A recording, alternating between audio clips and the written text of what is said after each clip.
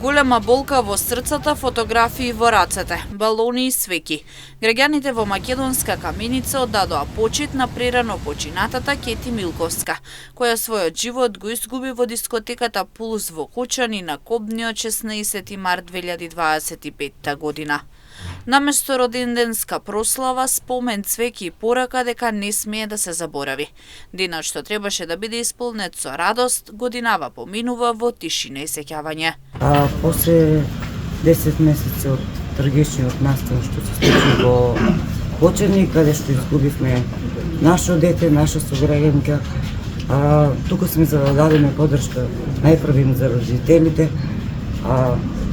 за сето ова застана и незините другарки кои се позади мене.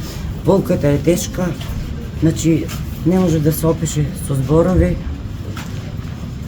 Денес сме тука овде да одадеме една почит, да го одбележиме незиниот небески роден ден, 27, значи да беше жива, ќе го славивме на друг начин. Тоа е, значи, болка која не може да се опише и не може да се заборави никогаш. Да беше жива денеска ќе наполнеше 27 години. Кети беше позитивно и многу добро дете, ќе речат луѓето кои ја познавале. Денеска во нејзина чест се маршираше по утврдена рута во македонска Каменица, а во Домот на културата беше организиран и настан по повод нејзиниот небесен роден ден.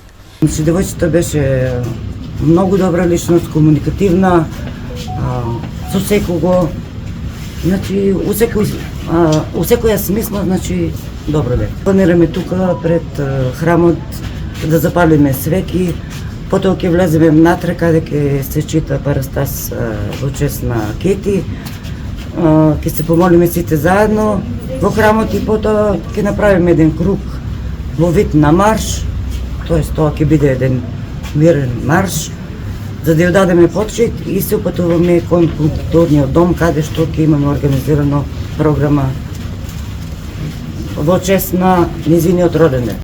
Подршка дадоа и родителите на починатите деца од Кочани. Сите со иста надеж да има правично судење за пожарот кој одзеде 63 животи во дискотеката Пулс.